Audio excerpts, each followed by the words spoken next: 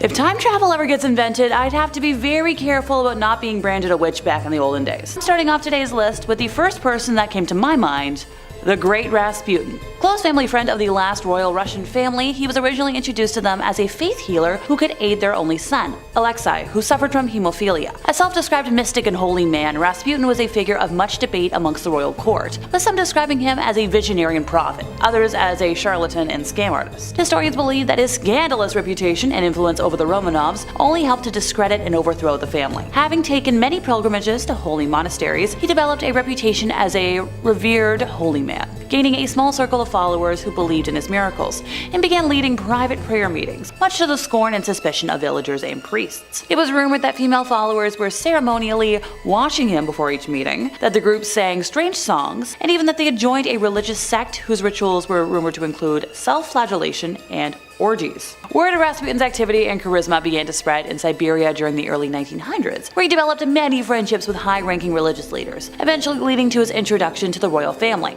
It's not certain when Rasputin first acted as Alexei's healer, with the earliest record on date being when he was summoned by Alexandra to pray for Alexei when he had an internal hemorrhage in the spring of 1907, with the young royal healing by the next morning. Due to his closeness with the family, Rasputin was allowed intimate access to the family, in situations that governesses to the young royals described as inappropriate. One governess in particular was released from her position simply for voicing her concerns about Rasputin being allowed around the young ones while they were clad in nothing but their nightgowns. Another one of the nursery governesses claimed in the spring of 1910 that she was seduced into sexual acts against her will by Rasputin, originally having been a devotee of the man, but was later disillusioned by him. The empress refused to believe her and said that everything Rasputin does is holy, later dismissing the governess. It was whispered in society that Rasputin had seduced not only the Tsarina, but also the 4 young grand duchesses. Rasputin had released passionate letters written to him by the Tsarina and the 4 grand duchesses throughout society. In 1916, a group of nobles led by Prince Felix Yusupov banded together, deciding to assassinate the holy man for his influence over the Tsarina and her family. It is said that the prince invited Rasputin to his place shortly after midnight, where he offered the man tea and cakes which had been laced with cyanide. Rasputin initially said no,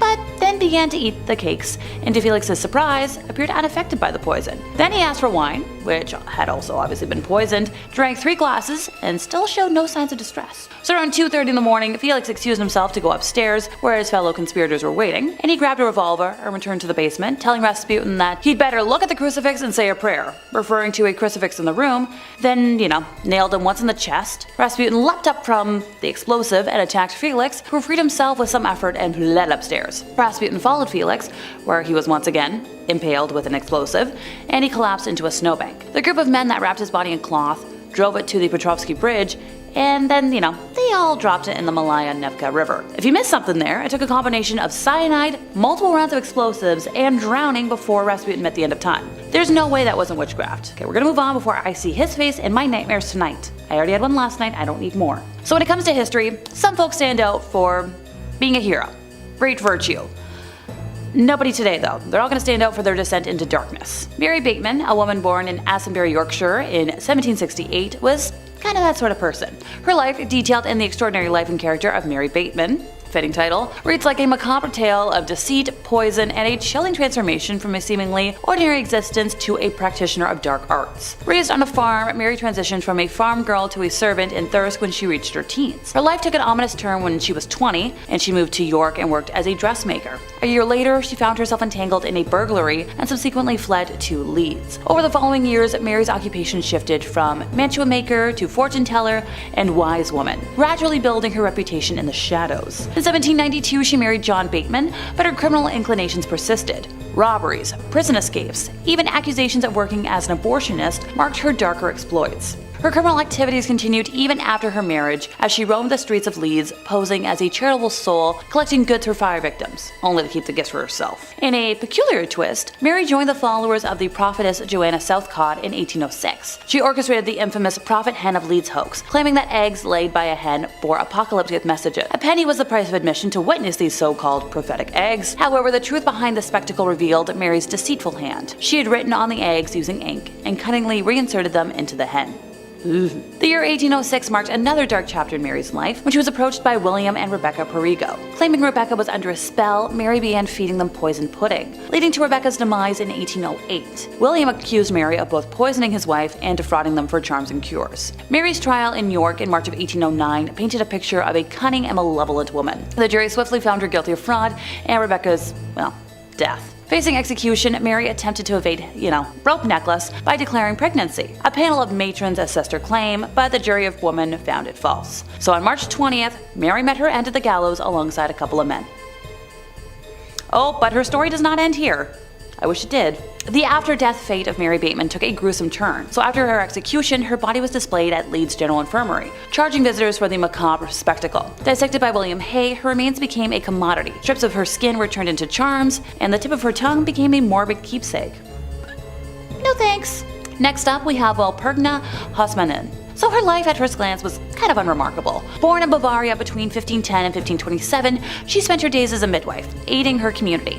But of course, she couldn't be good, or else she wouldn't be here. The story took a dark turn in 1587 when she became one of the subjects of a ruthless witch trial in Germany. Now, the charges against her were nothing short of horrifying: witchcraft, sorcery, even vampirism. Under punishment, she confessed to a bizarre tale involving a demon named Federlin, who appeared to her in the guise of a male co-worker. She claimed this demon led her to pledge allegiance to the devil, promising to free her from poverty. As she recounted in her confession, she'd indulged in macabre rituals with Federlin and the devil himself, consuming the roasted flesh of young humans and drinking wine. She described frequent visits to the devil and her demon lover, often engaging in sexual encounters. You do what you do. Remarkably, she had the power to make her demon lover leave by simply invoking the name of Jesus. Hey, if it works, it works. Now, her confession also included acts of harm using a magical ointment that she had received from her demon lover. This ointment was used to end the lives of many, including the young and animals. Her list of alleged victims was extensive, including 41 young humans, 2 laboring mothers, and a variety of animals. The swift and unanimous decision of the authorities led to her conviction and a gruesome sentence. Before her execution by burning, she endured multiple branding ceremonies, and her right hand, the very hand she had used as a midwife, was severed. Finally, she met her end at the stake, and her ashes were discarded into a stream. Goodbye. Off you go. Time to travel over to Paris, France, where we meet La Voisin, also known as Catherine Deschaise. Not a lot is known about her early life. She learned fortune telling when she was young and later married Antoine Montvoisin, who was active as a jeweler and silk merchant with a shop at Pont-Marie in Paris. When her husband's trade business led to bankruptcy, La Voisin supported the family by practicing chiromancy and face reading. In addition to being a fortune teller, she was also active as a midwife, which developed into providing abortions. Her business as a fortune teller gradually developed into manufacturing and selling purported magical objects and potions, also arranging black masses and selling aphrodisiacs and poison to profit from her clients' wishes upon their future.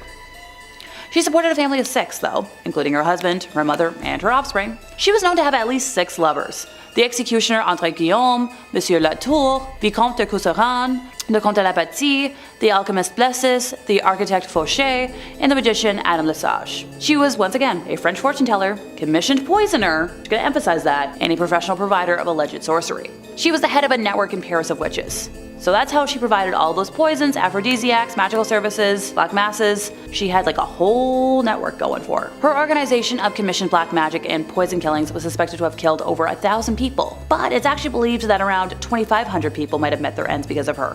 Yikes! Oh, and by the way, she was a central figure in the famous Affaire de Poison, in case you didn't know.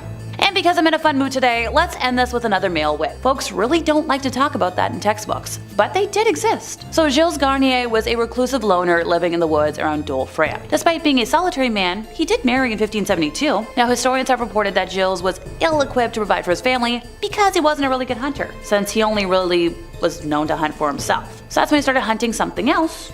Anybody want to guess what? Come on. Yeah, human flesh. The first hunt happened around September 29th of 1572 when Garnier killed a young female, allegedly while in the form of a wolf, and brought some of the flesh home for his wife to eat. How thoughtful.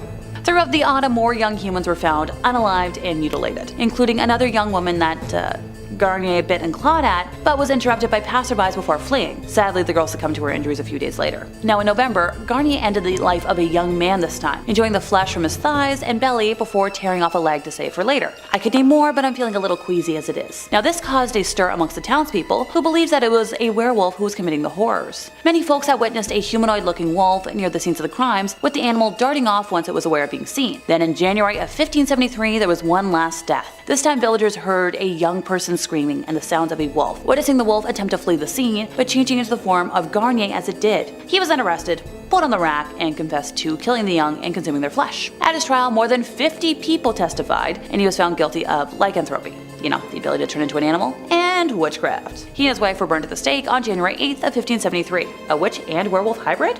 Sounds a little too scary for my liking. Number 5 on this list is what I'm going to be nicknaming the Scottish Witch from the Woods. I stumbled across a Scottish story about a witch where they were unable to discover her name. Hundreds of years ago, when Scotland was still being first developed, there was a village in the north of the country. This village was positioned directly next to a forest that they wanted to chop down and expand into. When they began their process of chopping down the forest, a witch, or the Witch of the Woods, came out and warned them that if they continued, she would curse their entire community. The women would become infertile, the crops would never grow, and people would go missing. Fearing for their safety, the group came to an agreement with this witch, where they were allowed to chop down a small section of the forest in exchange for leaving one sack every harvest of grain or produce by the edge of the forest. This agreement held true for quite a while until the community started to get less fearful and more greedy. They decided to go against this witch and chop down the rest of the forest without fear of consequence. When the witch came out of the forest again to address their betrayal, they refused to listen, and they hung her immediately. Right before she was executed though, she said that the new price was 3 bags of grain. This fell on deaf ears though, except for one fearful farmer that decided to heed the warning for a little while. The community went on thriving until once again that farmer's fear was replaced with greed. He stopped delivering the grain, and that very same day, his youngest daughter went missing. The community looked everywhere, but nobody could find her until somebody checked the mill. Through the bricks and all over the walls, blood started dripping down to the ground, and they knew exactly where his daughter went. That mill has since been torn down, but it was replaced with a silo. And to this day, the locals in that area still think that that silo is haunted by the Scottish Witch in the Woods. Number 4 on this list goes to the Paisley Witches. The Paisley Witches are actually nicknamed after the town of Paisley in Scotland, where these witches were based. Christian Shaw was an 11-year-old girl who was the daughter of a higher up in the Scottish community. It was this 11-year-old girl who fell victim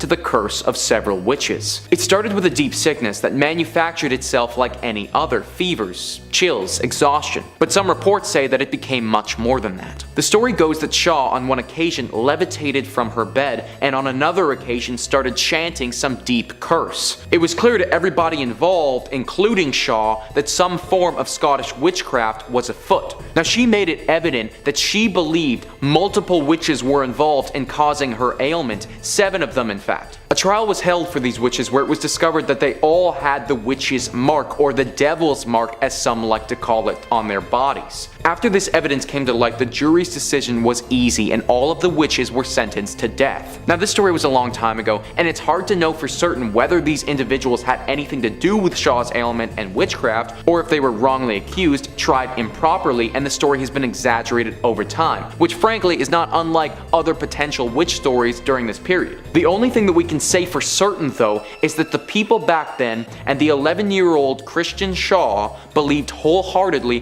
that this group of Paisley witches was just that, witches. Number 3 on this list is Helen Duncan. Helen Duncan was a Scottish witch who traveled throughout Europe and actually isn't that far removed from present day. She died in 1956 and is known by some to be the last Scottish witch. As a young girl, she was considered by most to be a normal, albeit outspoken and loud, growing child. It wasn't until midway through her life that she started seriously practicing witchcraft. Helen garnered a name for herself by regularly performing seances every evening and having the ability to communicate with the dead. During her nightly rituals, she would invite viewers to come and watch. These viewers had reported seeing the materialization of ghostly figures directly in front of their eyes when Helen entered her deep witchly trance. Helen was also capable of and would often excrete a strange-looking ectoplasm from her mouth while she was doing this. And if this wasn't enough, Duncan could also see things that others couldn't. At one point, the ghost of a sailor appeared and talked about a very secretive incident that had happened in World War II that the public, or Helen Duncan, couldn't have possibly known about. After hearing this information, the authorities realized that they couldn't have Duncan revealing any important state secrets about the war and arrested her for witchcraft immediately. It was revealed during her trial that some of her witchy ways were not what people were led to believe though. Like her ectoplasm was simply the regurgitation of a cheesecloth made to look like some type of ghostly substance. Even though some of her abilities were proven to be fraudulent, it still doesn't explain how she was able to accurately predict or say the things that she couldn't have possibly known.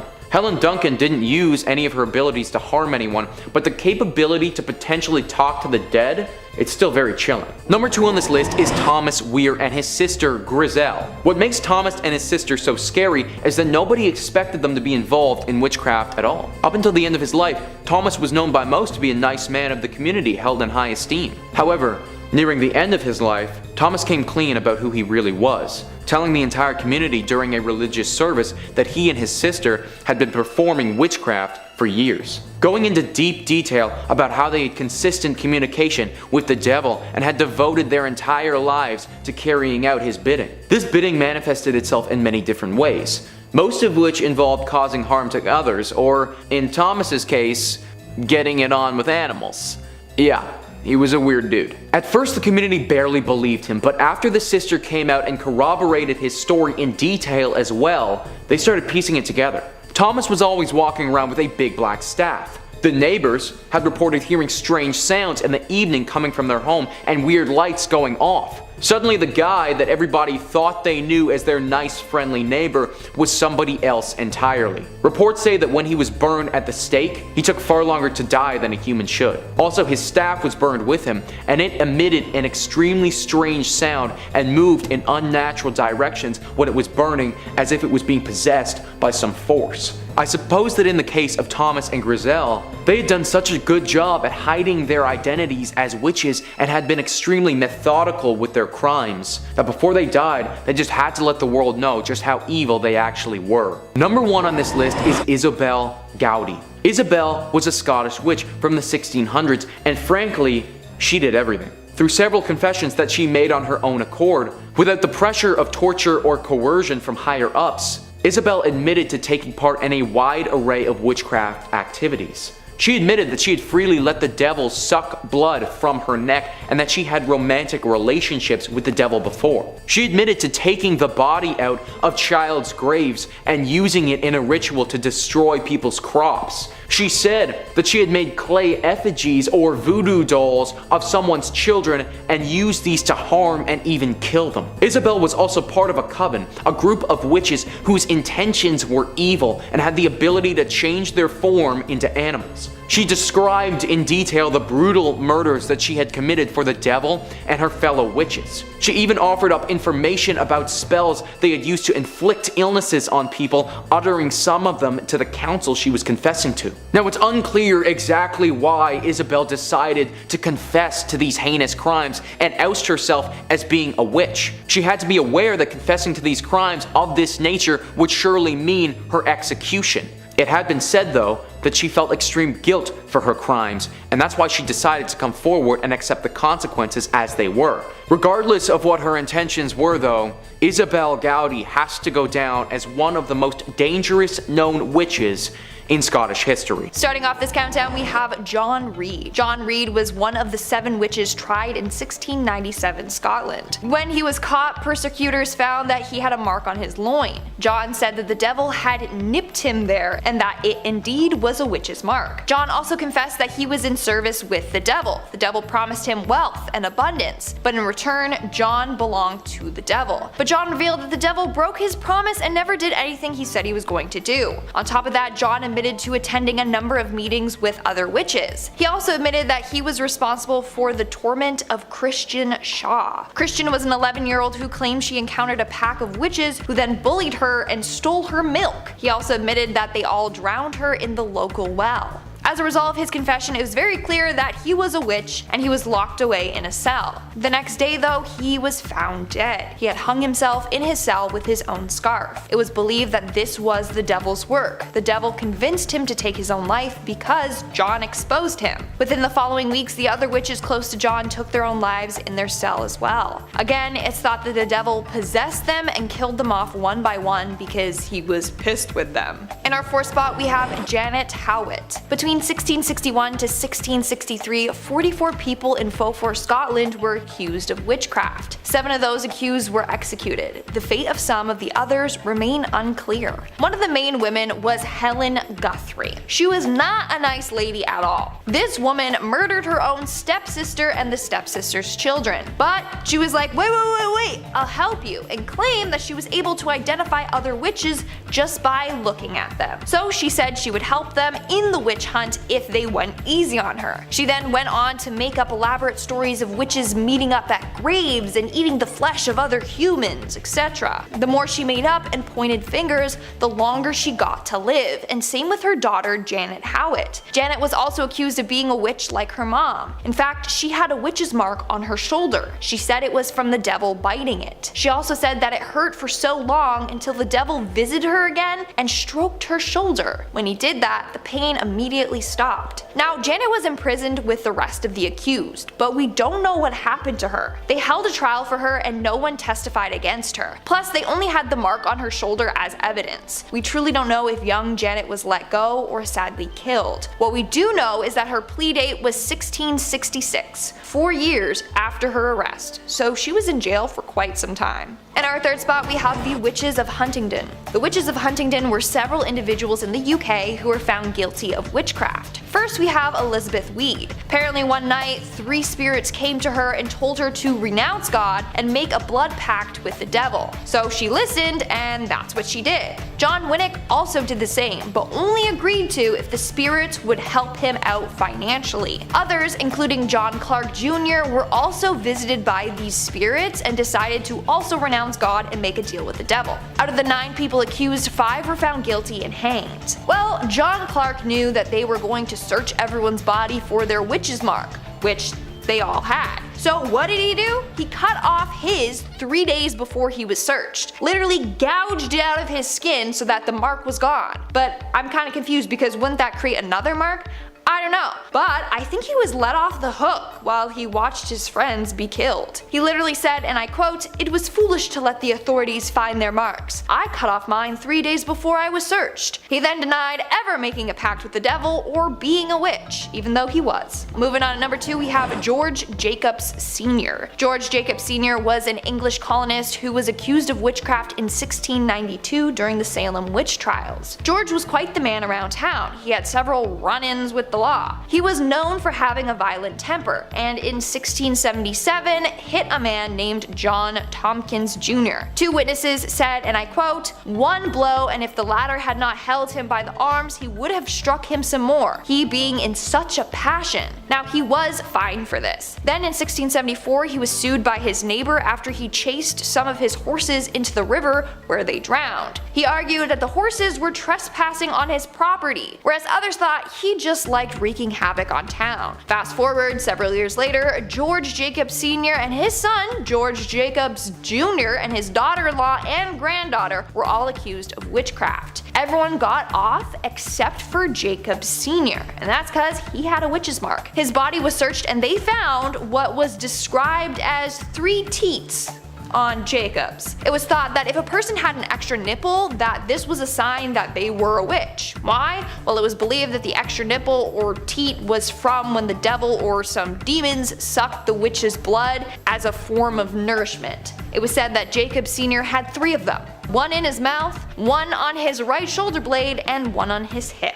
Now, they weren't actually nipples though, it was just a 1/4 inch long fleshy thing protruding from his skin with a sharp point. They proceeded to stick pins in each of them to see what would happen. This was called the witch pricker. Apparently, if you are pricked and you don't have a reaction to getting pricked and you don't bleed, then you are a witch. Well, when they pricked each teat, Jacobs never reacted to it and he didn't even bleed. So he was found guilty on August 5th, 1692 and was sentenced to be hanged along with the other witches. was. Starting off this countdown, we have Tituba. Tituba is a pretty famous name when it comes to the Salem Witch Trials because she was the first woman to be accused of practicing witchcraft. So Tituba was a young slave who was under the order of a man named Samuel Parris. She was in charge of looking after his daughter and niece, among other things. Then in the early 1690s, several young girls all over town began acting strange, his daughter and niece included. The girls would contort their bodies, bark like dogs, and babble and cry hysterically, almost as if they were possessed. They also would complain of bruises and pinch marks appearing randomly on their body. So immediately, people thought that they had been cursed by a witch. When she was put in front of a court, at first she denied any involvement. But eventually she admitted to practicing witchcraft. She claimed that the devil came to her and bid her to serve him. She went on to tell this elaborate tale about seeing strange animals, like a hairy creature that walked on two legs with wings and a head like a woman. She also talked about a red cat and how she would ride on sticks and was told by the devil to pinch these young girls. She also claimed that a big black dog came to her and told her to hurt the girls. Her testimony shocked and scared a lot of people, and we don't know if what she said was true or if she was just messing with the people in the court, playing into the whole witch stereotype, or if she really was practicing witchcraft and made a deal with the devil. In the end, she was sent to prison for a year. In 1693, some mysterious unknown individual freed her from jail, and after that, no one heard from her. In our fourth spot today, we have Agnes Samson. In the early 1590s, King James VI of Scotland started to fear witches. He blamed that witches could cast spells on Mother Nature and conjure up terrible storms. Well, as King James and his wife were sailing back to Scotland, they encountered two very dangerous storms. Immediately, he was like, "It was the witches, they're out to get me!" And then he was determined to get them. So he started a witch hunt. Of the 70 people accused of being witches, one of them was named Agnes Samson. She was a healer and midwife, but because she had these healing powers, people automatically assumed that she was an evil witch. In fact, growing up, her father taught her about the black arts. She also apparently could give predictions. So yes, she was a witch, but she was not an evil one.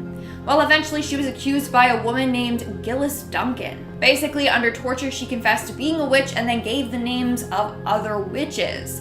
That's when Samson's name was brought up. She was then tortured as well, and her body was shaved and revealed a witch's mark. In the end, under torture, she confessed to being allies with Satan and said that she conspired to kill the king. She was later burned to death. Now it's said that the ghost of Agnes haunts the Palace of Holy Roadhouse. A number of people have seen her roaming around naked after she was stripped and tortured. Moving on to number 3, we have Malin Matsdotter. In July of 1676, Swedish widow Malin Matsdotter was reported for being a witch. She was reported by her own daughters. They claimed that their mom would abduct a number of children and use them for a number of dark rituals. She was accused during the largest witch trial in Swedish history, the Great Noise.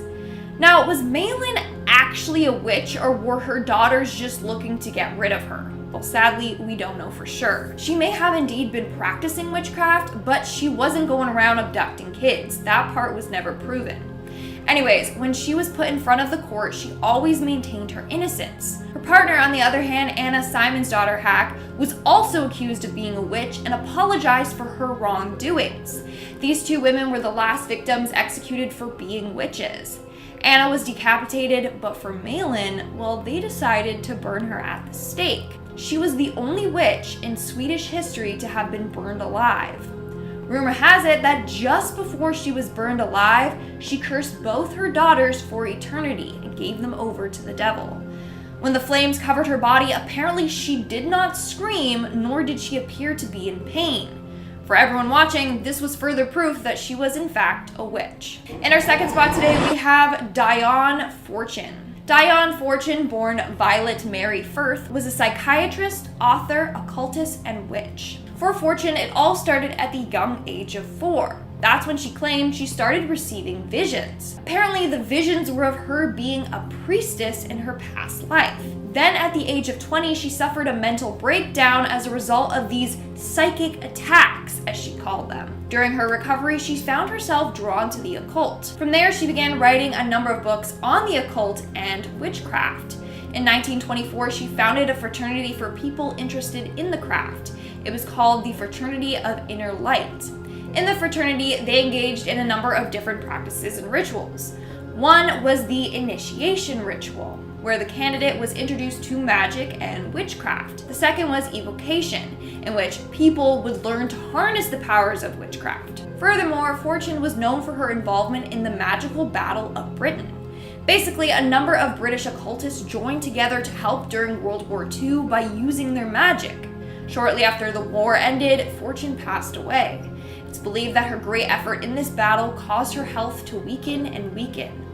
Nowadays, her influence is still strong for practitioners in the Wicca/witchcraft movement. And in our number one spot today, we have Marie Laveau. Although Marie Laveau described herself as a voodoo priestess, a number of people just referred to her as a witch. So Marie lived in New Orleans from 1794 to 1881, but not a lot is known about her life.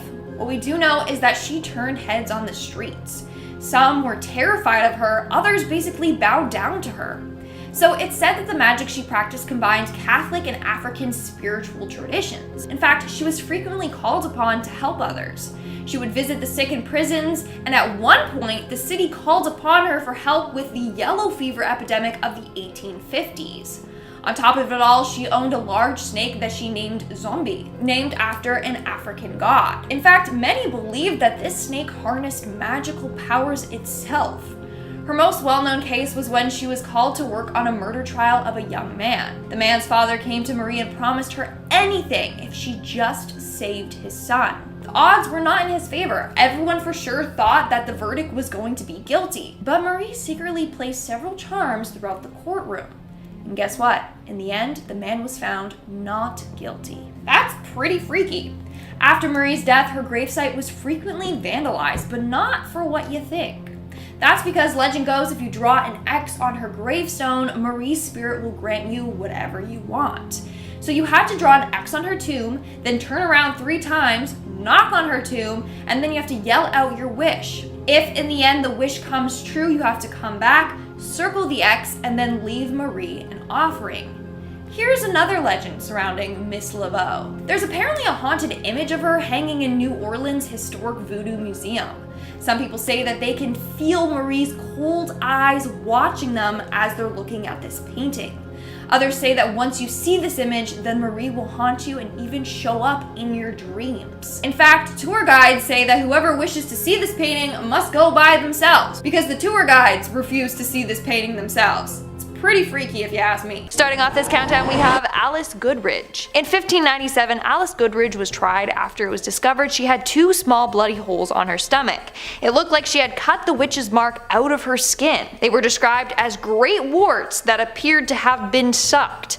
They believed that the devil would create these marks on their body after sucking the witch's blood from them as a form of nourishment. Not only that, but Alice apparently had a mark behind her arm and a number of other marks towards the top of her shoulder. But Alice claimed that the wound on her stomach happened after she accidentally stabbed herself. So the officials got a doctor to look at her stomach wound to see if it was the witch's mark or an accidental stab wound. Well, the doctor said, and I quote, "was like to ha been so a long time, for it was not festered and seemed to be sucken." AKA, it was not a new wound like she claimed it was, and it appeared as if someone was sucking on the wound, AKA the devil or demons. So poor Alice was tried as a witch. Now, how was she accused in the first place? Well, according to some articles I read from the archives, a young boy named Thomas Darling came forward claiming that he had been bewitched by Alice. How darling, get it? He became super ill and would have weird fits. Also, according to the boy, Alice sent her familiar Minnie to torment him. So that's why Alice was questioned and strip searched for a witch's mark. When they found several all over her body, she was killed. And if you guys are liking this video so far, then make sure to give it a big thumbs up because it really helps us out. Moving on to number 4, we have Isabel Adams. In 1707, during the witchcraft trials in Scotland, a woman named Isabel Adams confessed that the devil had given her a mark. mark. She claimed that in the fall she encountered a man with a hat wearing all black clothes. She engaged with the man and it turned out he was the devil and ended up kissing her. He then told her that in his service she could be as rich as she wanted to. So she decided to renounce her baptism and make a pact with the devil. Upon doing so, that's when she received the witch's mark or devil's mark. And surprisingly, after confessing this all, she wasn't even killed. She was actually freed, she just had to pay a fine. Moving on, number 3, we have Elizabeth Jackson. The trial of Elizabeth Jackson was a pretty complex one. It seemed as if she was just an innocent woman whose neighbors wanted to get rid of her. So they created this elaborate story that she was a witch.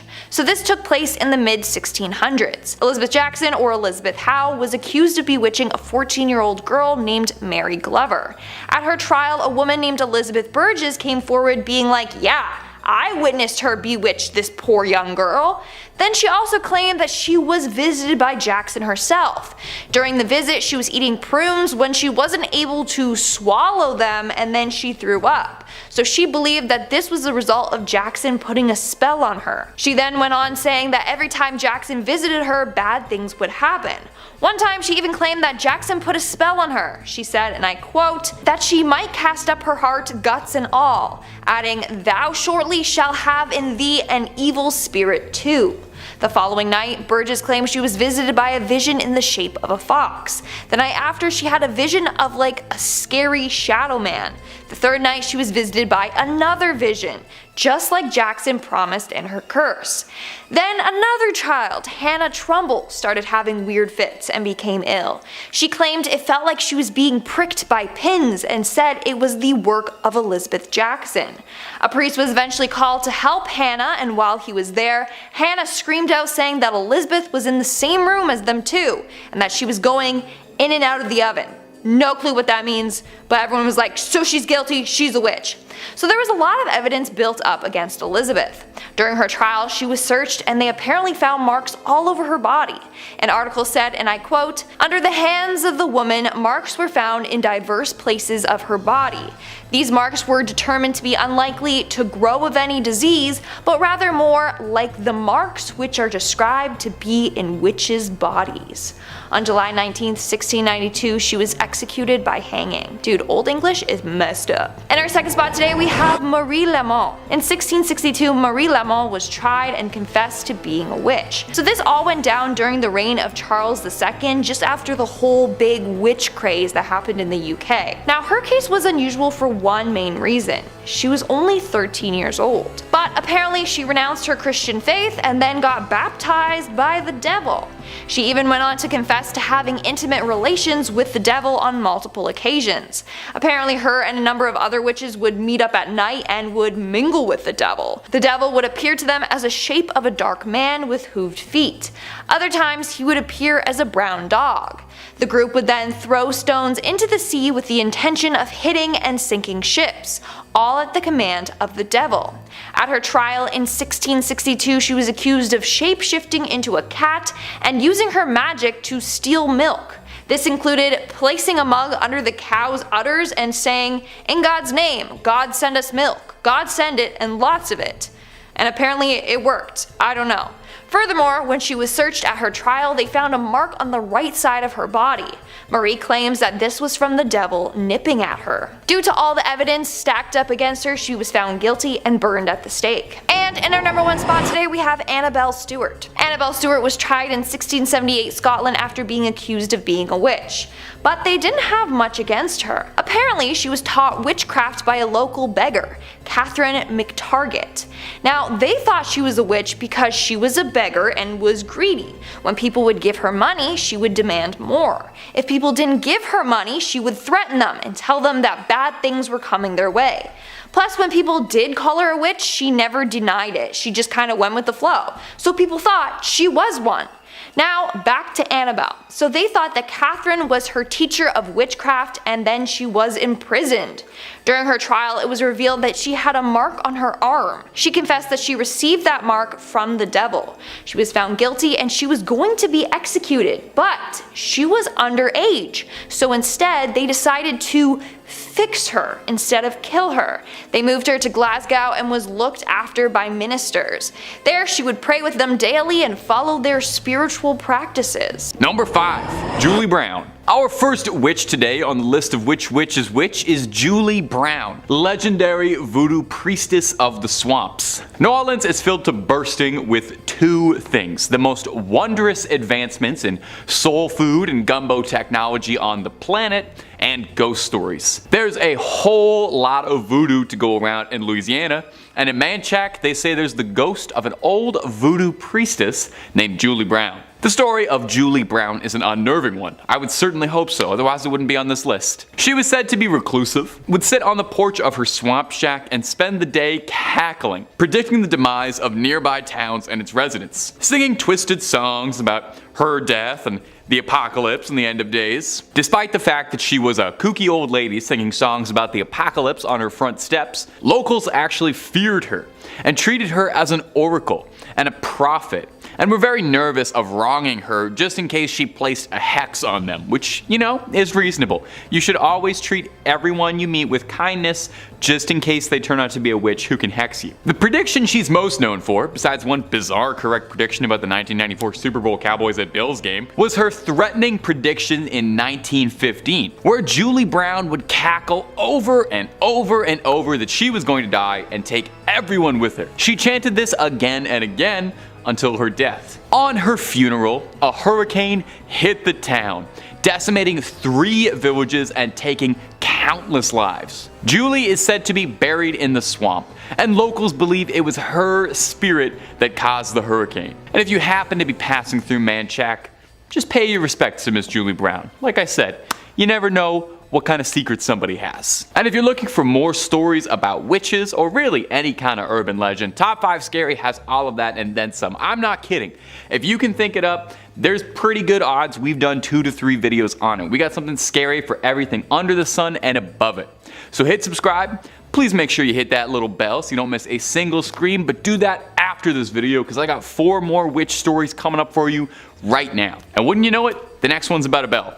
Number 4, the Bell Witch. In the 1800s, a farmer going by the name of John Bell moved his family to picturesque Adams, Tennessee, onto a beautiful 300-acre farm, little slice of American pie. Bell quickly became a figurehead of the community, respected by many, and became a local leader at the town church. For the Bell family, things were the brightest they've ever been. They were living the dream and ringing in good fortune. I was trying to make a Bell pun work there. There's probably a better one. Things wouldn't be good for long, and they'd find themselves in a nightmare shortly. By 1817, strange, inexplicable things started to occur all around the farmstead. John Bell found a strange animal on the farmstead, a mutant hybrid that resembled a grotesque mix between a dog and a rabbit. I know that sounds like it would be cute, but I think if you get the wrong parts of both, that's just going to turn out to be a very, very ugly animal. I think dog, rabbit ears, pretty cute. Maybe like dog, rabbit face, dog, rabbit body. I don't know. Mess. Anyway, it was a disgusting thing. The younger members of the Bell family would wake up covered in red scratches all over their bodies at all hours of the day. The family would hear faint whispering and singing that sounded like an old woman singing hymns. Most tragic is the Bells found a mysterious vial of liquid inside their home that no one could explain or understand. Nervous about what it was, the Bells offered the mystery liquid to their cat, which passed almost immediately. Rest in peace, Bell cat, taken too soon, undeservedly. You didn't deserve to be an experiment for them. For 3 long years, the Bell family was tormented by a mysterious entity that would later become known as the Bell Witch, after the mysterious old woman's humming and singing. In 1820, John Bell quickly grew extremely ill, quickly descending in his health, and would pass away later. At his funeral, the mourners complained they could all hear the laughing of an old woman, mocking and singing the fate of the late John Bell. The farm became a haunted attraction, where it still is to this day, and it even caught the attention of President Andrew Jackson, who in 1819, a year before Mr. Bell's passing, visited to see if legends of the witch were real. Allegedly, Allegedly. As soon as his carriage arrived at the property, the horses refused to budge anymore. The animals can always tell. Number 3, the Black Hag. Our next witch probably has the most impressive title out of any of them, the Black Hag. That is such a cool name for a witch to have. She resides in a church called, oh god. Let me try this. The Monaster oh.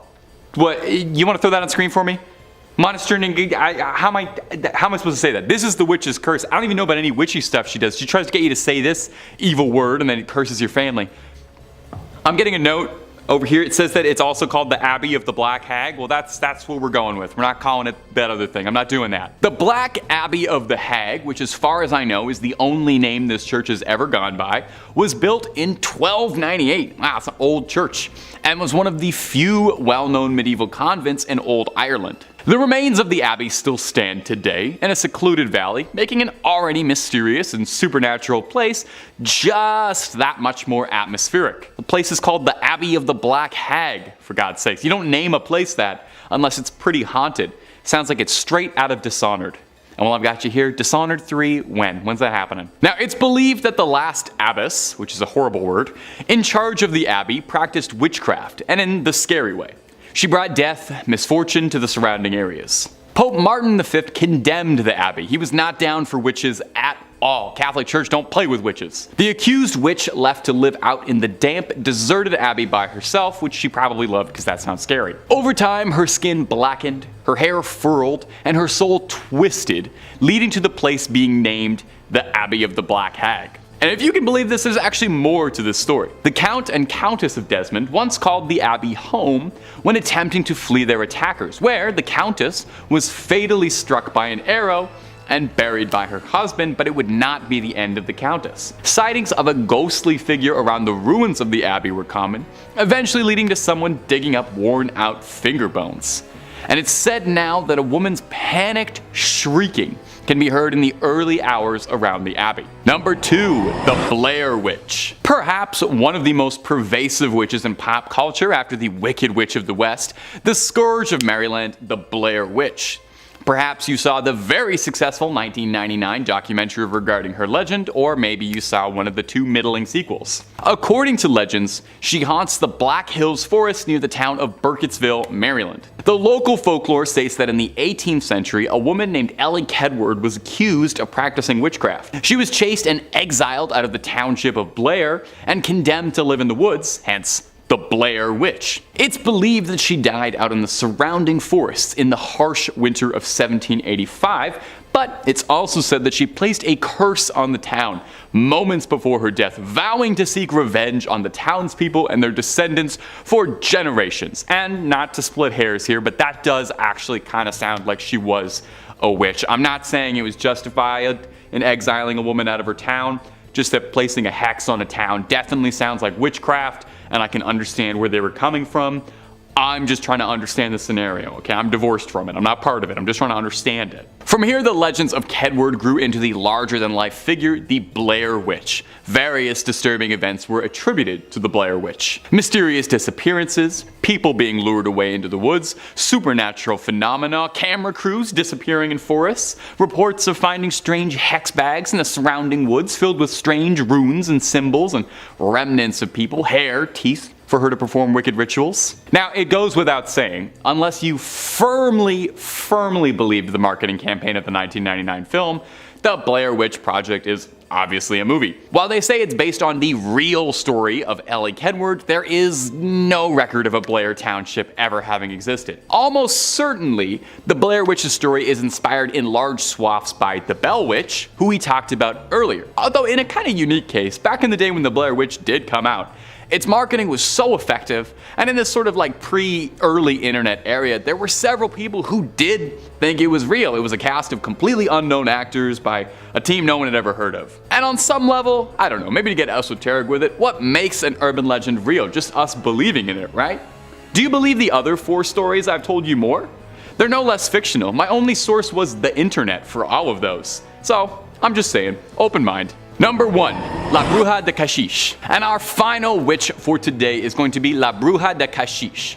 a well-known urban legend from Peru, specifically from the coastal town of Cachiche near the city of Ica. The legend revolves around a reputed witch who lived during the colonial era. According to legend, La Bruja de Cachiche was an enigmatic woman with exceptional powers and knowledge of witchcraft. She was believed to possess both healing abilities and the abilities to cast curses. She multi-specced. It was said that she used various herbs, potions, and rituals to perform her magic. Now, one of the most interesting aspects of this legend is this belief that La Bruja de Cachiche had a physical deformity, specifically a hunchback. And if there's one thing we love in an urban legend, it's a bit of a physical deformity. It makes it that much more believable and scary. Because someone conventionally unattractive is way scarier than not. Don't blame me, blame our Western views on beauty. I didn't write them, I just perpetuate them. Over time, the legend of La Bruja de Cachiche became intertwined with the history and culture of the town of Cachiche. Local residents and visitors began associating certain landmarks and natural phenomena with their presence. For example, there's a famous gnarled and twisted tree called the Witch's Tree that is said to have been her gathering place. Today, Cachiche has embraced the legend of La Bruja de Cachiche as part of its heritage. The town has a statue of the witch, and there are various festivals and events dedicated to her, and I guarantee you no party goes even half as hard as a party celebrating a local witch. Oh my god, imagine the cauldron stew. The legend has also become a popular tourist attraction, drawing visitors who are interested in the occult, folklore, and statues. Starting off this countdown, we have Julia Brown. Julia Brown was a well-known voodoo practitioner and witch in her small town in Louisiana. People knew her for her charms and her curses, as well as the creepy songs that she would sing on her porch with her guitar. In her community, people would come to her and she would perform a number of different rituals for them. That was until people started to take advantage of her, so she started to get back at them. When they came to her, she would scare them by telling them predictions like they're gonna die soon or bad things were coming for them. Then the locals were like, "Hey, what's going on with her?" Close to her death, Julia started to act strange. She would constantly sing songs about her death and how she would get revenge on the town. One song that she would sing goes as so: "When I die, I take the whole town with me. When I die, I take the whole town." Not a very cheery and upbeat song if you ask me. In fact, no one knew what she was talking about until the day that she passed away. On September 29, 1952, Julia passed away. On that day, the town came together for her funeral. Well, as they were lowering her casket into the ground, rain came down hard. This rain later turned into a disastrous hurricane that wiped out the entire town. So it's believed that before she left, she put a curse on the town, which is what she meant by "when I die, I'm taking the whole town with me." Over the years, a number of people have attempted to rebuild the town, but every time they do, it ends up getting destroyed again. Maybe her curse is real then. In our fourth spot today, we have Gerald Gardner. Gerald Gardner is often called the father of modern witchcraft, and that's due to the fact that he founded Wicca. Although technically he learned it from a group of people and then went on to just write about it, so they gave him credit for it. But anyways, basically back in 1939 he said that one night he encountered a group of women who claimed to be witches. They stripped him of his clothes and put him in the middle of a ceremonial circle. The circle was lined with naked women, and they showed him their ways. From there, he learned briefly about Wicca and thought, hey, this is great, let's preserve this and make sure that everyone knows about it. In 1954, he actually created a book titled Witchcraft Today that teaches others how to embrace Wicca fully. He then went on and became obsessed with the occult. In fact, it's believed that a number of Wiccans and pagans were saved partly because of him. They could come out and be like, yeah, I'm a witch, without fear of being hanged or burned alive. To this day, he's one of the most relevant witches in history, but also one of the more controversial ones. In our third spot today, we have Mother Shipton.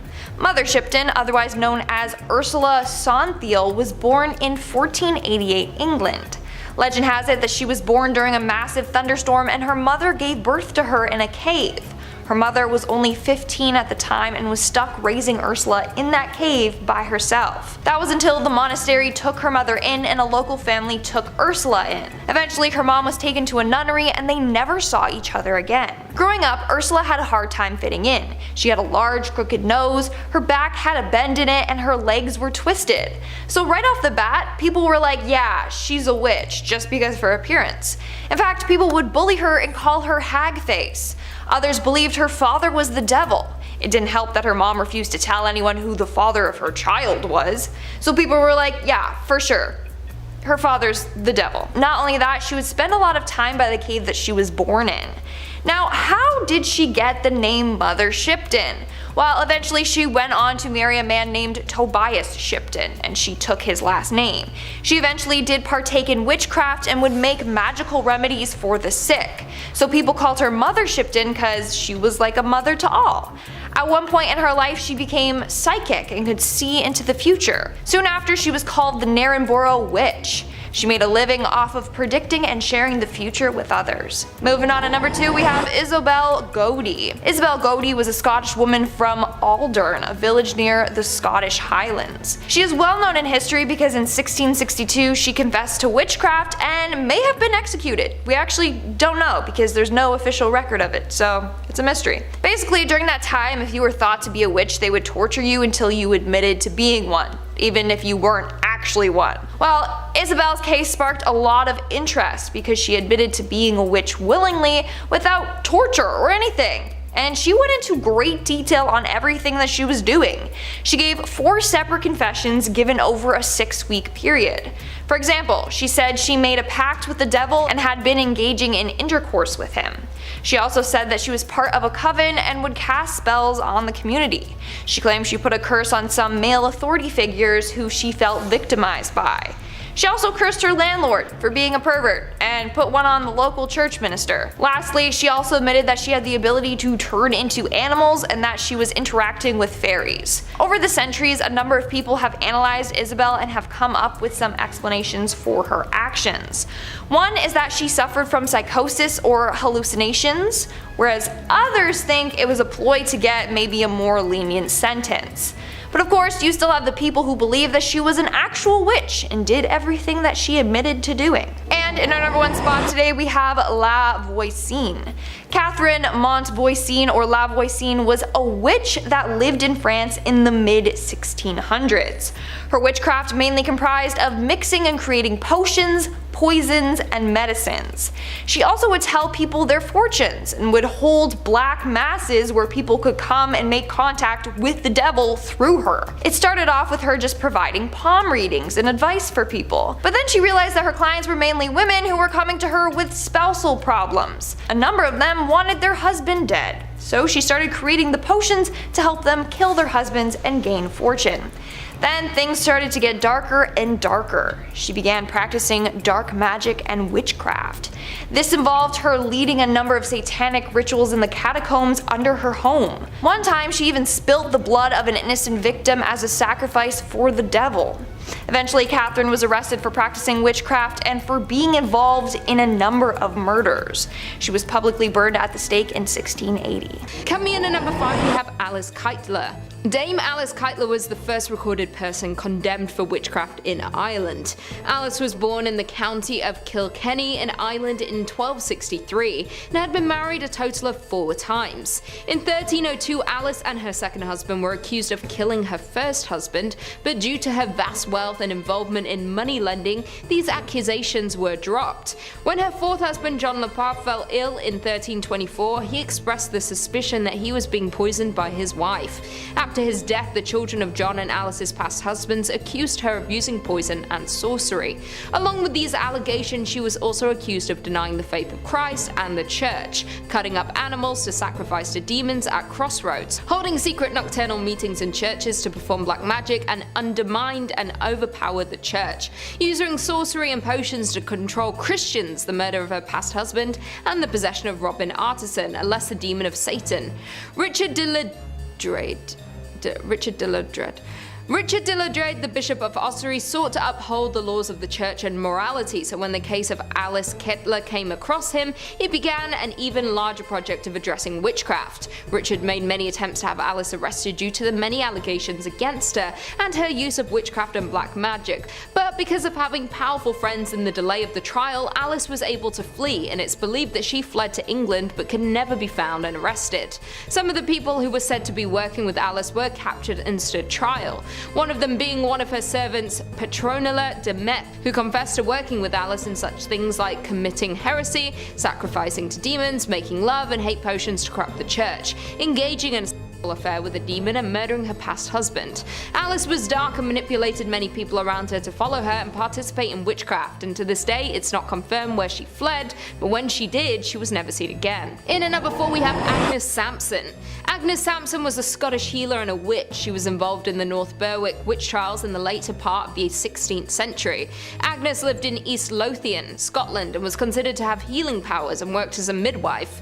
In the summer of 1590, King James VI was on a voyage from Denmark to Copenhagen after marrying Anne of Denmark, and on their way home a storm arose, and this made James believe the storm wasn't a coincidence. He believed that many people had unusual abilities and was greatly perplexed of the idea of witchcraft and black magic. So he began a witch hunt in Denmark, which was where the Copenhagen witch trials were started by the Danish admiral Peter Munk by King James's request. By the autumn of 1590, Scotland was aflame with witch hunts, and many of those sent to trial were questioned by the king himself.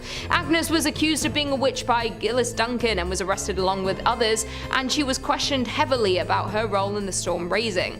Agnes eventually confessed and her body was shaved to reveal a witch's mark. Agnes Samson had made a charm that she was able to raise a storm and change the winds. She confessed to causing a storm that drowned Jane Kennedy in September of 1589, when ferry boats collided during a sudden storm started by Agnes. The same charm raised the storm and weather effects that threatened the king on his return voyage from Denmark in 1590. King James actually was the one to interview Agnes and was very convinced of her guilt. She was convicted of witchcraft and was sent to be executed. She had been taken to a scaffold on Castle Hill where she was strangled and then burnt at the stake in January 1591. It is believed and seen by many locals that the naked ghost of a bold Agnes is said to roam in the palace of Holyrood House, haunting the people there. Coming in at number 3 we have Merga Bien. Merga Bien was a German woman convicted of witchcraft and perhaps the most famous of the victims in the Fulda witch trials in 1603 to 1605. Merga was born in the city of Fulda and she'd been married a total of 3 times and was the heiress of her first 2 husbands. In 1588 she had married her final husband Blasius Bien and moved to the city, but eventually returned after an apparent conflict with her husband's employer. At the time, Prince Abbot Balthasar von Dernbach, who had returned to power in 1602 after a long exile, ordered an immediate investigation of witchcraft in the city, after multiple reports and sightings. While in power, there were over 200 people who were executed for witchcraft in witch trials that lasted until his death in 1605. In March of 1603, the investigations resulted in the first wave of arrests in the city. On June 19th, Marga was arrested and put into jail after signs of being involved with the devil and having supernatural abilities. Her current husband pointed out she was pregnant, but still that did not matter. It was actually believed that her current pregnancy was the result of intercourse with the devil himself. While in jail, she confessed to the murder of her second husband and her children with him and one of the member of her husband's employers, and that she had taken part in the Sabbath of Satan. Bien was convicted of witchcraft soon after her confession and was burnt alive at the stake in Fulda in late 1603, and to this day she is still known as being one of the most dominant witches in Germany. In at number 2 we have Marlon Mutter. Marlon Mutter was a Swedish witch from 1613 to 1676. She is known as one of the few people in Sweden confirmed to have been executed by burning for witchcraft, and the only one to be executed by this method during the famous witch hunt known as the Great Noise in Sweden during 1668 to 1676, which had ended with her execution. Since 1668, a national witch hunt raged throughout Sweden ever since the accusation of Marit Jonsdotter, resulting in the establishment of witch commissions around the nation and execution of around 280 people. The accused showed signs of being witches along with abducting children to the witches' Sabbath of Satan in Blockula.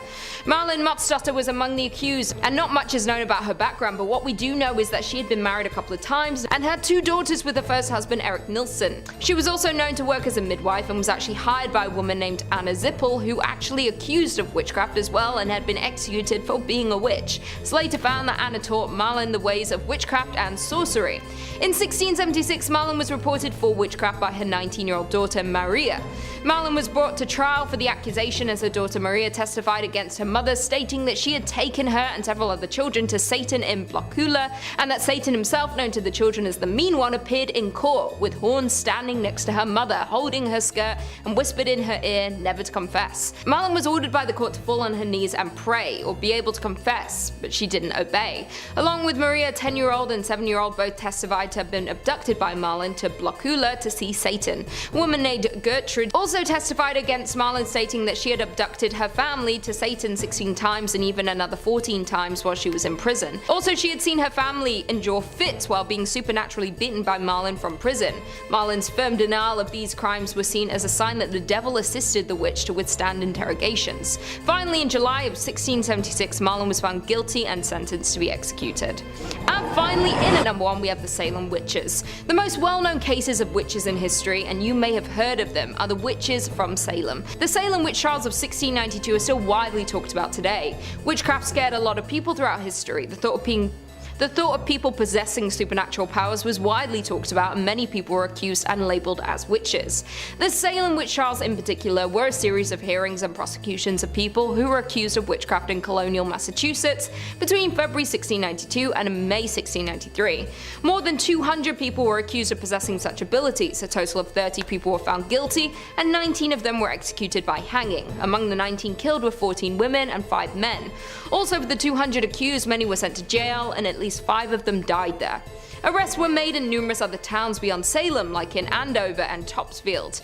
The trials for the so-called capital crime were conducted by the Court of Oyer and Terminer in 1692, and by a Superior Court of Judicature in 1693. Both were held in Salem, where the mass hangings took place. This was the deadliest witch hunt in the history of colonial North America. Only 14 women and 2 men had been executed in Massachusetts and Connecticut during the 17th century who had been accused of witchcraft. Among the accused were Elizabeth Hubbard and also Dorothy Good, who were also accused of witchcraft. In February of 1692, Betty Parris and her cousin Abigail Williams, who were the daughter and niece of a respected Reverend Samuel Parris, started acting strangely, and would have fits described as beyond the power of epileptic fits or natural disease to affect by Minister John Hale. The girls screamed through things around the room, uttered strange sounds, crawled under furniture, and contorted themselves into odd positions according to eyewitness accounts. The girls also complained of being pinched and pricked with pins, but when they went to a doctor, he could find no physical evidence of any ailments on either girl. After the news of these odd behaviors started spreading around Salem,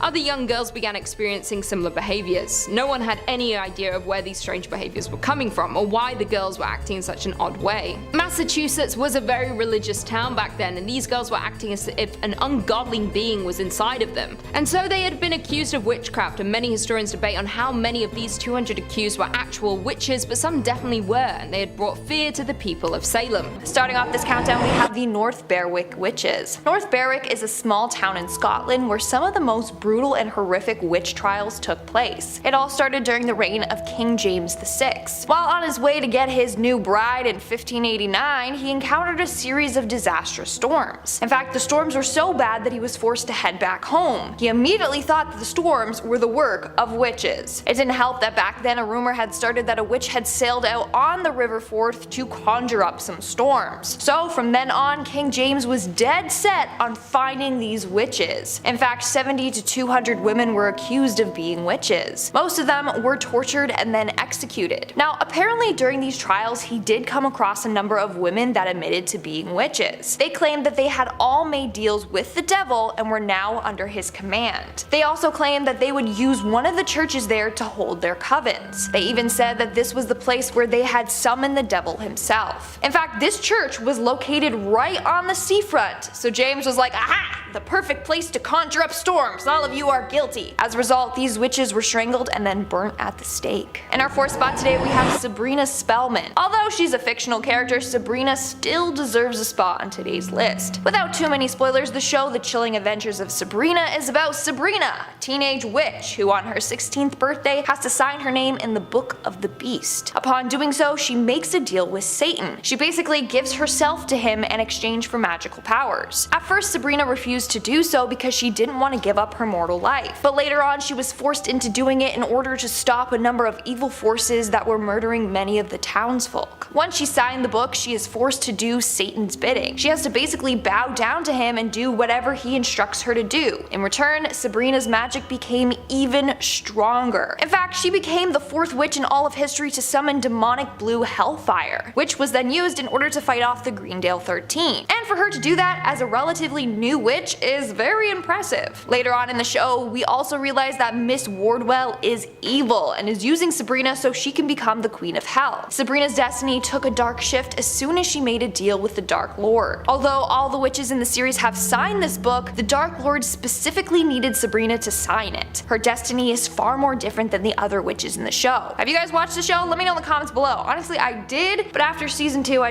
I couldn't anymore. Let me know your thoughts though. Moving on at number 3, we have Lilith. Now the description of Lilith varies depending on your beliefs. In Jewish folklore, Lilith is a female demon. In Luciferian witchcraft and Luciferianism, Lilith is described as the consort of Samael. Other people believe that she is the wife of Satan, or that Lilith was the first wife of Adam. But she wasn't that obedient to him, and Adam didn't like that, so Lilith left. Then God made Eve, who was more obedient. Lilith became jealous and turned into the snake that made Eve take a bite from the apple. The two were banished from the Garden of Eden, and Lilith turned into a demon. Her main goal: to get revenge on all men. Then you have the people that believe Lilith is a child-killing witch. She wasn't able to conceive, so she was jealous of pregnant women and would go around killing them or stealing their babies. In this case, we are looking at the version in which Lilith is a witch, obviously. In this case, Lilith is working alongside Satan to do his dark bidding for him. Their deal is that if she's with him, then she will work for him. But she's not always obedient. In fact, she has gotten frisky with other men. In the TV series Supernatural, Lilith is depicted as a white-eyed, powerful demon. She is said to be the first human that made a deal with Satan and promised to serve him. As a result, she became the first demon. In the chilling adventures of Sabrina, we end up finding out that one of the characters, Miss Wardwell, is actually Lilith. She is referred to as Satan's concubine and the mother of demons, and of course, she's a witch. In fact, she is said to be the first witch in existence. She made a deal with Satan, or the Dark Lord. According to her story, she was wandering the wasteland aimlessly when she encountered Lucifer, the fallen angel. She made a deal to heal the wounds caused by the loss of his wings, if he in return helped her. She then pledged allegiance to him and became his handmaiden. In the end, Lilith wants to become his queen, which is why she goes to the extreme lengths to do whatever he tells her to do. Moving on to number 2, we have Sarah Good. Now, if you have seen the Fear Street trilogy on Netflix, then chances are you might be a little familiar with this story. The movie was loosely based off of the real witch Sarah Good, but in the movie they changed her name to Sarah Fear. So Sarah was one of the first 3 women that were accused of witchcraft. It was her, Sarah Osborne, and Tituba. These 2 other ladies were said to be real witches, and when they were accused, they brought forth Sarah Good's name, saying that she was a witch too. Little tattletalers. The townspeople were quick to believe this because Sarah never attended church. She lacked self-discipline and self-control, and she was 38, but apparently she looked like she was 70. That combined with the other ladies' testimonies had everyone against her. In fact, apparently when she was brought in front of the court, a number of witnesses began to twitch and rock back and forth and moan. So they were all like, damn, she's definitely a witch. Look at what she's doing to the people that accused her of being one. Not only that, but her own husband and daughter even admitted to Sarah being a witch as well. And then things kept getting worse and worse for her. At one point in her trial, one of the accusers started acting out and claimed that Sarah attacked her with a knife. In the end, of course, she was found guilty of witchcraft and was sentenced to death. But just before her death, she made a deal with the devil to curse a priest. She said, and I quote, "I am no more a witch than you are a wizard, and if you take my life, God will give you blood to drink." Now when she died, apparently the priest and his land both became cursed, just like Sarah claimed it would. To this day, it's said that Sarah continues to haunt the town, searching for those that have wronged her. And in our number 1 spot today, we have the Bowness Witches. In 1679 in Bowness, Scotland, a number of women were accused of being witches. These women were Annabelle Thompson, Margaret Pringle, Margaret Hamilton, Bessie Yicker, and another woman named Margaret Hamilton. Now during this time, the hype and fear of witches was dying down. So people were shocked that out of nowhere 5 women were being accused. But rumor has it these women had renounced their baptisms and had been in contact with the devil on a number of occasions. They apparently had eaten, drank, danced, and had intercourse with the devil. Annabelle Thompson even admitted that she had made a deal with the devil for a better life. She had been widowed twice, and so she turned to the devil for help, and in return she would be loyal to him. She then invited the other women to come over and do all these things with the devil with her. The women then apparently formed a demonic pact with each other and Satan. One of the Margaret Hamiltons also admitted that she had met the devil. She claimed that the devil came to her in the form of a black dog. And she said that she was his servant for 3 decades already. And another was accused of using her witch magic to help get wealth. As a result, all the witches were found guilty and were strangled at the stake before being burned to ashes. Coming in at number 5 we have Circe. Circe was one of the most powerful sorceresses of Greek mythology, and she was the daughter of Hecate, and was also the cousin of Zeus, the king of Olympians. She was a goddess of warning and dark moon who came to the patroness of witchcraft. She was exiled onto an island where she learned the art of magic. Circe's magical abilities came from both potion making and spell casting. She quickly gained a reputation for trickery, being ill-tempered, and casting spells onto those who ridiculed and mocked her. Whoever disrespected her would be turned into an animal without the slightest effort on her behalf. It was her supernatural abilities that ultimately led to her exile on the remote island of Aiae, said to be located off the southern coastline of Italy about 100 kilometers from Rome. Circe was sentenced to this island for all of eternity as a punishment for practicing witchcraft onto Scylla. Circe had fallen in love with Flaugus, a sea god, who became infatuated with Scylla, so when Circe's advances and attempts at seduction failed miserably, she was put into a jealous rage. Circe then poisoned the water where Scylla bathed, and as a result a hideous monster was born. When it was found out it was Circe, she was banished for the rest of her life from her immortal home and family. When on the island she was found by Odysseus, who was on a route travelling home with his men. They eventually became lovers, even though Circe killed Odysseus' men with her powers. Some say she used her powers to tempt and seduce Odysseus to stay on the island with her, and became her lover. Since the days of ancient Greece, Circe's name has been used to describe witchcraft, seduction, and deception. She's been depicted in paintings over the years, tempting Odysseus, casting spells over his men, and practicing her dark arts to lure men and punish them, along with turning her enemies into hideous animal-like creatures. In at number 4 we have Morgan Le Fay. Morgan Le Fay was a powerful enchantress in the 5th and 6th century, and she was related to King Arthur and was said to be his magical savior and protector. She was believed to be a goddess, a witch, and a sorceress. Morgan is skilled and learned what useful properties all herbs contain, so that she had the ability to cure the ailments and illnesses in the body. She also could shapeshift and was able to fly. When King Arthur was wounded in battle, he was brought to her chamber, and she was easily able to cure him. So after that, she was committed to his care from then on. Morgan also uses her healing skills with various of Arthur's knights of the Round Table, including Lancelot, who she fell in love with, and tried to seduce him, but he wasn't interested. Morgan showed Lancelot her incredible powers, and even though he had some powers as well, he was always defeated by the witch, and he described her as the most feared woman in the world. She soon is practicing more black magic and goes from helping and healing to becoming inherently evil. Morgan had the ability to communicate with the animals and sea creatures, ultimately giving her the name of the Empress of the Wilderness. When she began to demonstrate her magical powers, it's believed that Devil was her companion, and even brought Lucifer himself, disguising him as a dragon to destroy her enemies. Morgan is seen by many as a malicious and cruel sorceress, and some say that she was working to take over her King Arthur's throne through her harmful magic, scheming, and the ability to manipulate men. Most of the time, Morgan's witchcraft corresponds with those of other people like Merlin's and the Lady of the Lakes, featuring the ability to shapeshift, illusion, and casting sleeping spells. In at number 3, Marie Laveau. Marie Laveau was born in early 1800, and she was a Louisiana practitioner of voodoo and is known as the Voodoo Witch of New Orleans. She was a dedicated practitioner of voodoo, as well as being a healer and herbalist, and is one of the most well-known practitioners of the voodoo art and culture. Marie didn't take long to dominate the voodoo culture and society in New Orleans areas, and being named the Queen of Voodoo. During her time practicing the art of voodoo, she would perform her services in such places like her home on St. Anne Street within Ghost Square and at Lake Pontchartrain, but it's unknown why she chose only these locations to perform her services. Many of her followers would call her for help with many things like family disputes, health, finances, and many other things.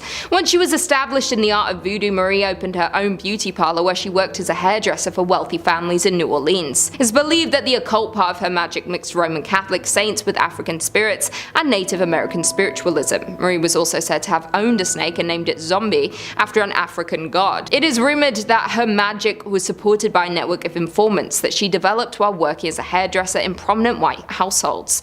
Marie excelled at obtaining inside information on her wealthy patrons by instilling fear in their servants, whom she either paid off or cured their mysterious ailments, and it was proven that she owned 7 slaves at one time. Marie was known to visit prisons to get death row prisoners ready for their execution, but she often would poison them herself after praying with them. The Queen of Voodoo died in 1881 at the age of 79, but she remains a legend today and is often referred to as one of the best to ever do it. Many famous musicians have written songs about or referring to Marie Laveau, and fun fact, in 1982 the famous punk rock band The Misfits were arrested and accused of attempting to exhume Marie from her grave after a local concert. In at 2 we have Moll Dyer. If you've seen the horror movie The Blair Witch Project, then you may already be familiar with the legend of the infamous Moll Dyer.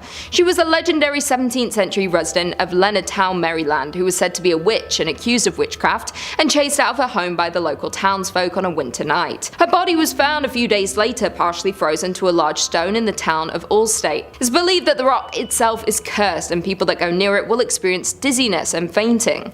The legendary rock is located on the grounds of Tudor Hall, where the Historical Society has its headquarters. It is said that her spirit still haunts the land to this day, looking for the men who forced her from her home before her death. The land near her cabin is said to be cursed, never able to grow crops, and an unusual number of lightning strikes have been recorded near her home. A road 3 miles south of Leonardtown was named after her and is now known as Moll Dyer Road, along with the creek which parallels the road being named Moll Dyer's Run.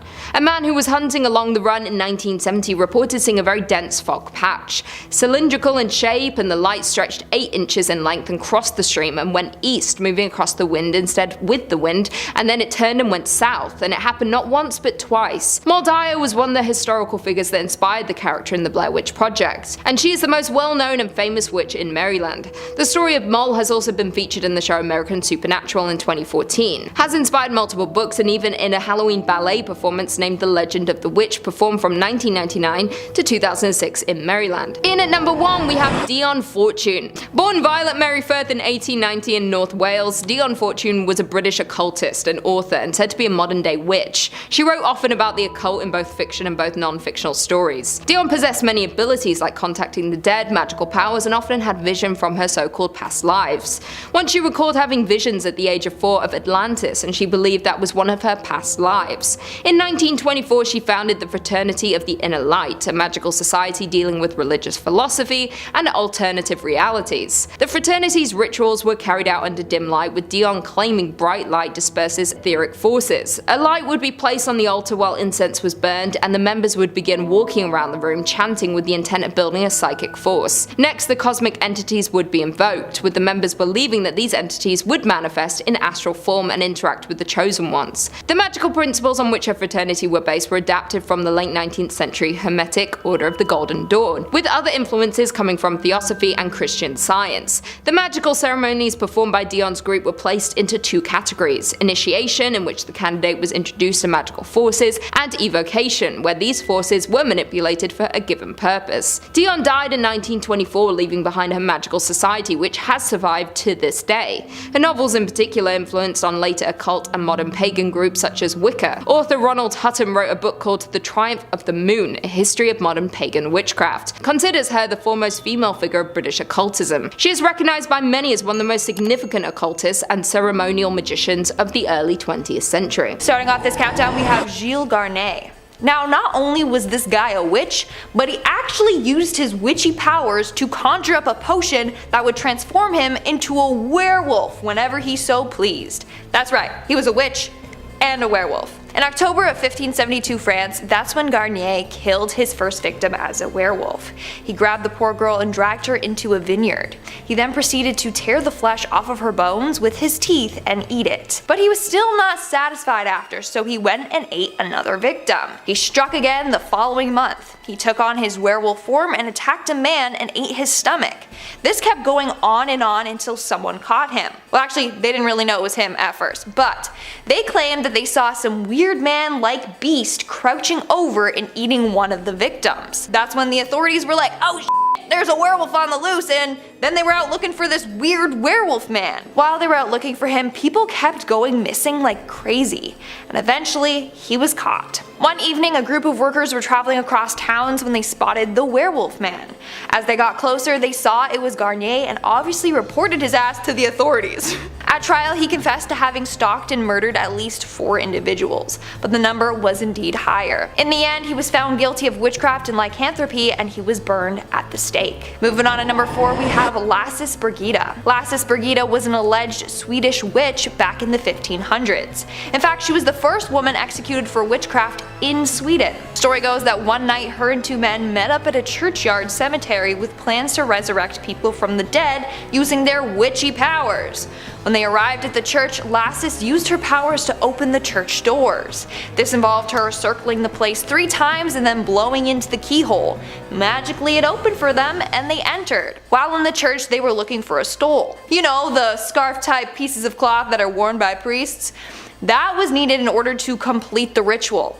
After finally finding it, she renounced God and swore herself to the devil. Somehow, people found out that the 3 had attempted to resurrect the dead and reported them. Lasses was decapitated for being a witch, whereas the other 2 men were just fined.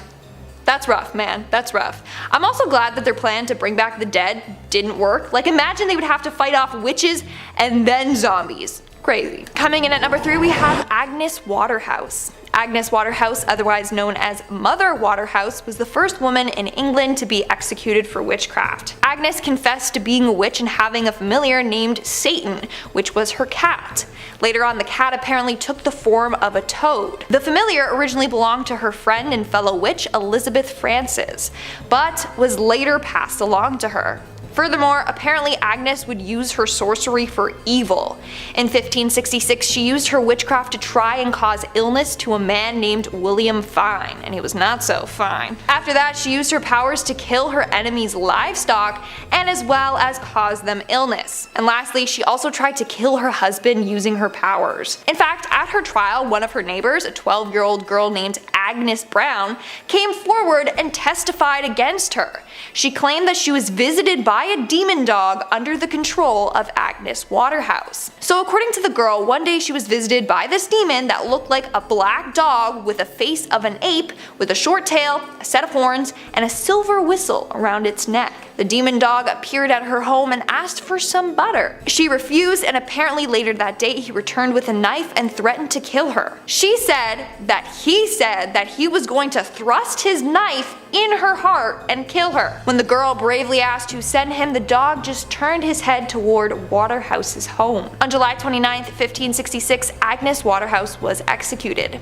Before doing so, she repented and begged God for forgiveness. She also did admit that she was sending her familiar to hurt and damage her neighbor's goods. But her neighbor, a tailor named Wardall, had such strong faith that the familiar was unable to mess with him. In the end, Agnes was hanged for her crimes. Moving on to number 2, we have Elizabeth Frances. So Elizabeth Frances was friends with Agnes Waterhouse. Some even say that they were sisters. I don't know. But she was accused around the same time that Agnes was. She was the original owner of Satan, the white spotted cat, and her familiar. According to Frances, she received the cat from her grandmother, who was also a witch. Her grandmother, in fact, was the person who taught her all about witchcraft when she was only 12 years old. According to Elizabeth, her cat would speak to her in a strange hollow voice and also would do anything in exchange for a drop of blood, which is why they could get him to do all of their dark bidding for them. During trial, Elizabeth confessed to stealing sheep and killing a number of people, including a man named Andrew Biles. Andrew refused to marry Elizabeth after she became pregnant with his child, so she killed him. Later on, her familiar told her to make a certain concoction of herbs and to drink it, and that would terminate her pregnancy. She did, and it worked. Not only that, but when Frances finally married, she got her familiar to kill her husband and her daughter. Agnes also confessed to using her powers and familiar to kill one of her own pigs to see, what it could do. And then she also killed her neighbor's cows and geese after they got in an argument. She got in an argument with the neighbor, not with the cows and geese, thought I should clarify. As I said before, the cat eventually turned to a toad on its own. So Frances was the first witch to be accused, and then she was the one who told everyone about Agnes in order to get a lighter sentence. So Elizabeth wasn't killed right off the bat. But 13 years later, she was accused again, and that's when she was killed for witchcraft. And in our number 1 spot today, we have Lorie Knight. The story of Lorie Cabot is one that still blows my mind to this day. So Lorie is the high priestess of the Salem Coven. She is well known among modern day witches. Now, Lorie would only ever use her powers for good and to help people. In fact, she was psychic, and she would use her psychic abilities in order to help police solve a number of crimes. The first time being during the disappearance and death of Martha Brailsford. So back in 1991, 2 people from Salem were reported missing. That was Martha Brailsford and her neighbor Tom Mamoni. Eventually Tom returned home and said that the two were sailing when Martha fell off the boat after being hit by a rogue wave. So police began searching the bay for Martha, but they were unsuccessful. That's when one of the investigators who knew about Lorie and her abilities reached out to her for her help. Using just Martha's name, location, and birth, she was able to tune in and locate her. Lorie then said she got visions of Tom trying to make advances on Martha, but Martha was not into it. When she rejected him, he dragged her to the side of the boat and struck her head. He then put weights on her hips and attached an anchor to her feet and tossed her overboard. She even saw exactly where in the water Martha was.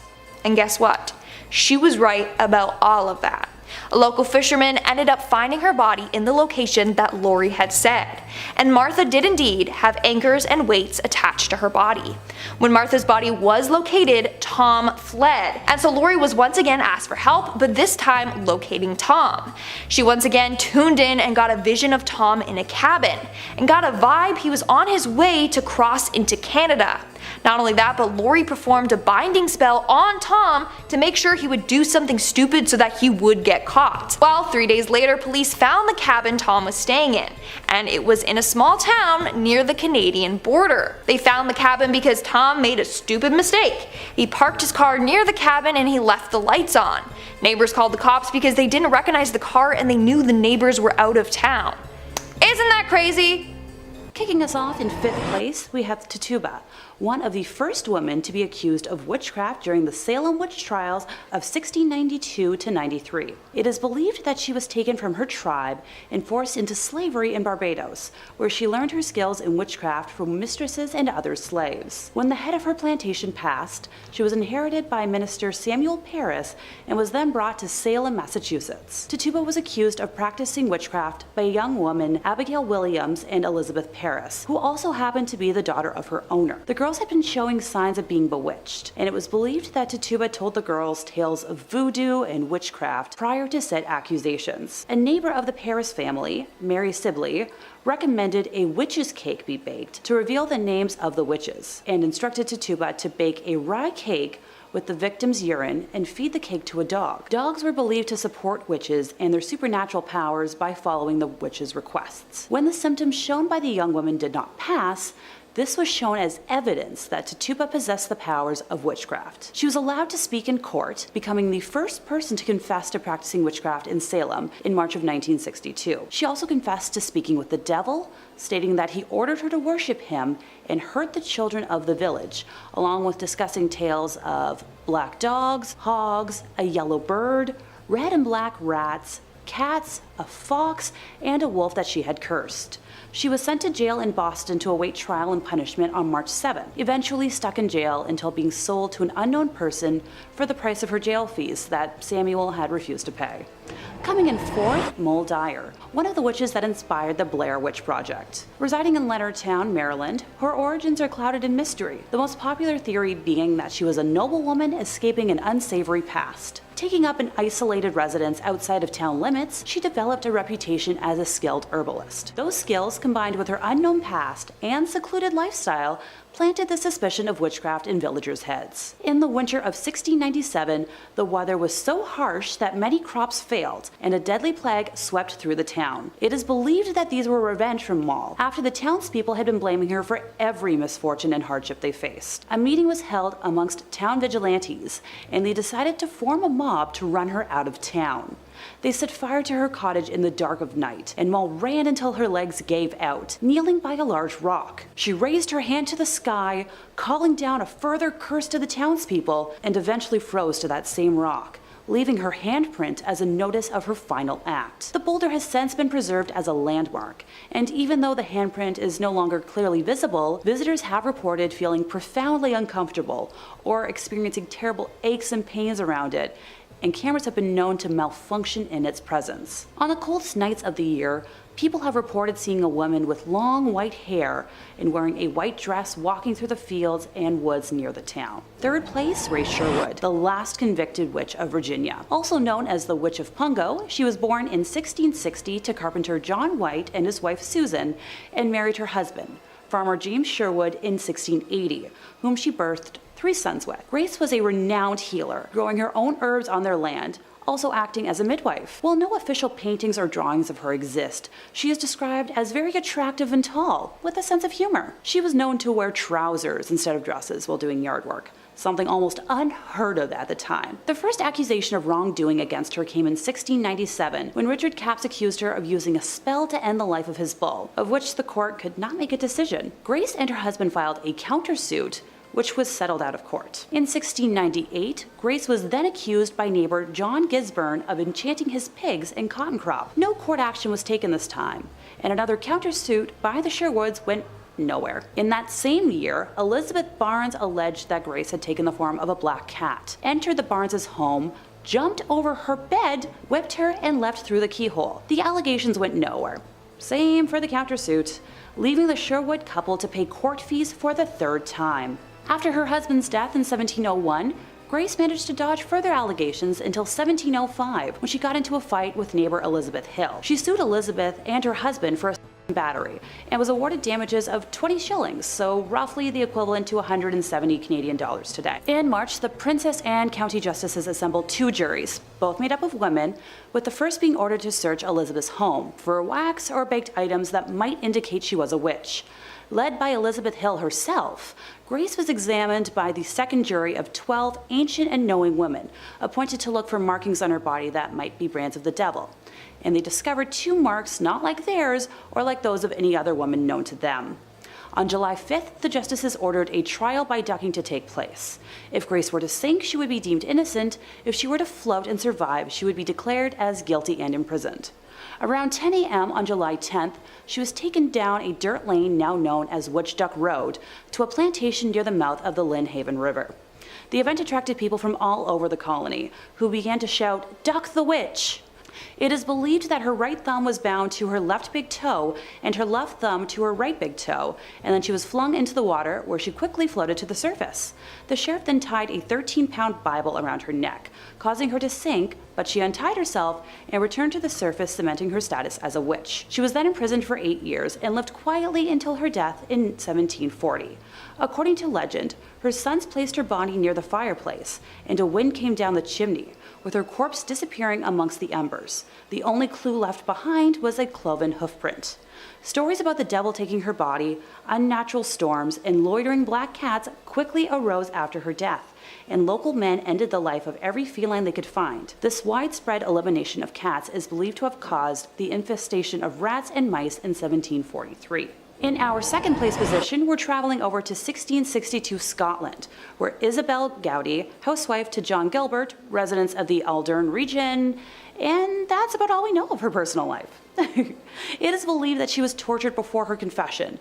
Methods used at the time included the use of thumb screws, foot roasting, witch pricking to test for a devil's mark, sleep deprivation, or isolation with food and water restrictions. Ugh. The specific details of the original accusation or reason for her confession are unknown, but are believed to be part of a conspiracy to torment the local minister, Harry Forbes, who was a zealous extremist who had a fear of witchcraft. And for a woman who would not have been taught to read or write, she was extremely eloquent. Her first confession described an encounter with the devil in the church at night, where she renounced her baptism and the devil put his mark on her shoulder before sucking her blood from it. Other meetings took place at several locations, where she recounted having sexual intercourse with the devil, who she described as a very cold and rough but great man. She detailed his appearance as having forked and cloven feet that were sometimes covered with shoes or boots. Details were given of taking a child's body from a grave and spoiling crops, along with information about covens and where they danced. The coven ate and drank the best of food at houses they reached by flying through the air on magical horses, and entered through the windows,